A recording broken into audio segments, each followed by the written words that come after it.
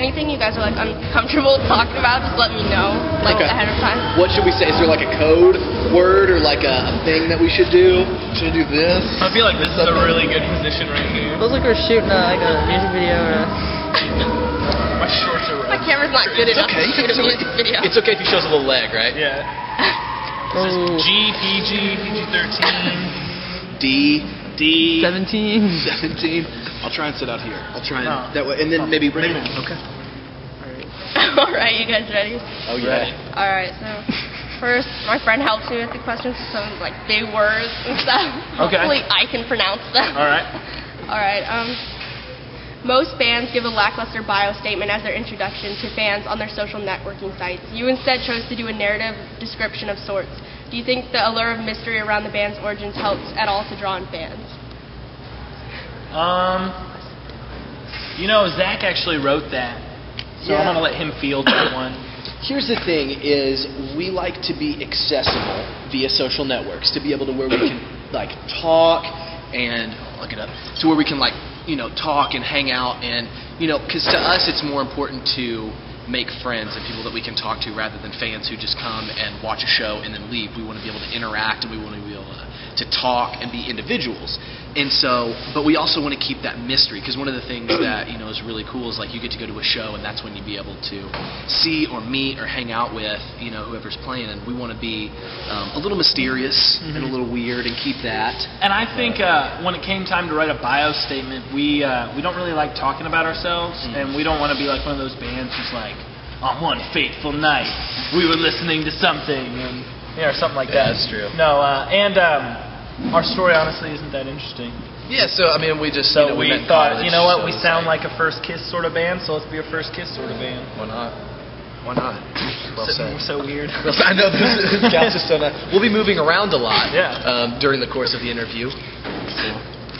All right. In a society that is terribly driven on stereotyping music into particular genres and subgenres, how do you as a band keep from being categorized and pigeonholed into one particular genre and sound? That's a good question. Yeah, I would say what you hear on our EP is a reflection of us, and then we like to add different dimensions to that with maybe we do an acoustic version of the song, or when you come and see a live show, we want to be the same thing, but we want you to see different versions of it and different sides of it. And one of the cool things is we're in charge of everything we do, and so we don't have people telling us to do it like this or do it like this, so we're constantly thinking of new ways to say, okay, we have this product that's similar to other things, but how can we change it up? How can we make it different? How can we make it fun? Yeah, and we're definitely not afraid of like the word pop like a lot of bands are. Bands like, well, we want to be heavy, but we're totally not afraid of let's be pop, and so we just sort of play whatever we want. And like Zach said, I think the YouTube is what we try and do to sort of keep from being pigeonholed and show like, hey, we play pop rock and we like pop rock, but like we also like all the other. Yeah, we covered Aladdin, we cover rap songs, we play. We like everything. Tonight we're actually doing a secret cover. You'll see. Secret cover. Come on, tell it to the camera. What's your ultimate direction with the concept of your music, your lyrics, and where do you see yourself in the world in the future? How would you say you as a band and people have evolved as you started making music? Oh, yeah, I definitely do think we've changed. Like I was saying, we're just sort of, I think we just sort of try and go after songs that sort of display emotions and experiences we've had, and so like that our EP really focuses on, the relationships that we had when we were really starting to take this band seriously, and sort of inevitably all those relationships fell apart, and so that's just sort of what we want to keep doing, and we just want to keep growing and sort of let the sound change organically into whatever it is, whatever the next thing is. I mean, I think you have to mature, you have to grow, you have to take steps as a band, and I think that's reflected in your music. And people oftentimes though try and take too big of steps, and I want ours to be, like Brendan said, organic. It's all of the things that we write are real life experiences. They're things that happened to us, and we came home and we wrote it down, or we remembered it just in this way, and we wanted to make it a song. And a lot of our songs are written pretty quickly, just because it just kind of comes out. Yeah. It's just like an expression or something that happened, and then it just comes out. So we want to make sure we're being genuine, and like when we take those steps as a band, we want to be able to, to be real. We're definitely not looking to change our sound to reflect whatever's being purchased or popular. We don't care about that. I mean, who cares? We're not going to become a rap rock band or a dance rock band. Dance band. So. Some hardcore dancing. Yeah, we're not going to get metal either, yeah. Unfortunately not. I love dancing.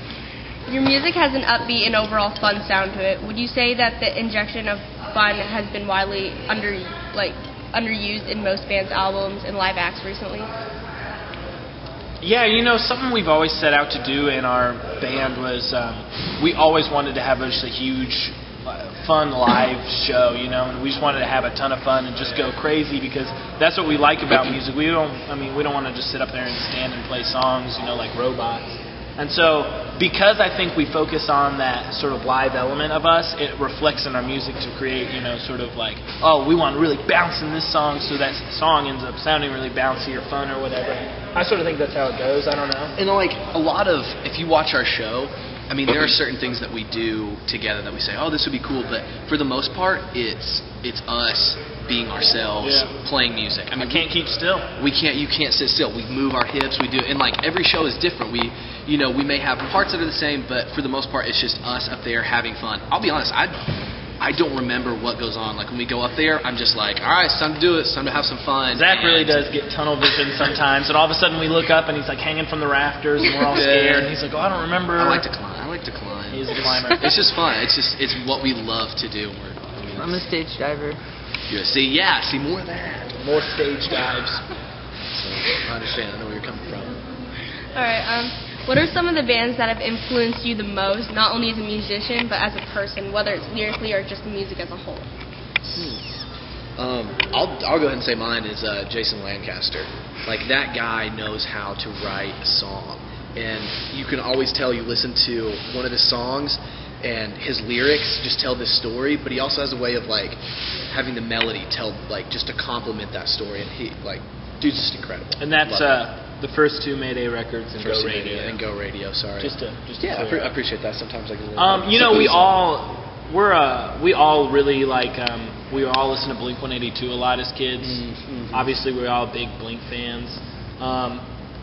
I'm a big Weezer fan, and I think the way they wrote songs when they were not horrible was influenced me a lot. And I'm trying to think for the other guys. I know Starting Line's another band that a lot of us like. Yeah, we agree on Starting Line. Yeah. I know they all really like Taking Back Sunday, but I'm a brand new guy, so... That's how the battle goes. It's hard to have your foot in both camps because they're so good, but you're often forced to choose. You have to choose. So, yeah, those are some bands I would definitely say. Yeah, absolutely. All American Rejects were awesome. They could write a song like Nobody's Business. Holy crap. They were good. Are they still around? I saw Tyson covered in like Splitter, or like glitter and like spray gold and stuff like that. I almost said Splitter. I guess that would be the combination. Splitter. I've seen spray them. gold and glitter. This is what I do.